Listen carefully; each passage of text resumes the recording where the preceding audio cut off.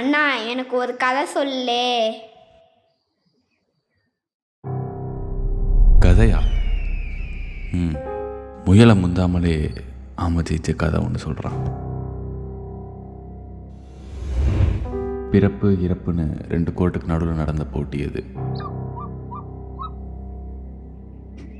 சேர வேண்டிய இடத்த மட்டும் பார்த்து துள்ளி குதிச்சு தன்னை முந்திட்டு போன முயலை பார்த்து தன்னம்பிக்கையை இழந்த அந்த ஆமை அப்போதான் தன்னை சுற்றி பார்த்துச்சான்.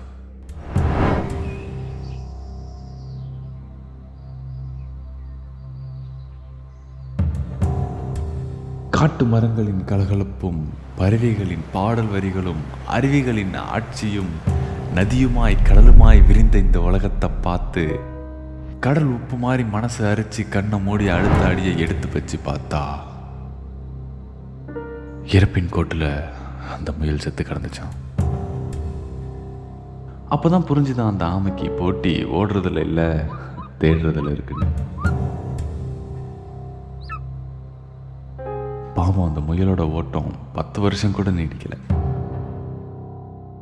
இந்த கதையை அந்த ஆமை இறப்பின் கோட்டில் நின்று தன்னோட 150வது வயசில் எல்லாருக்கும் சொல்லிச்சான்.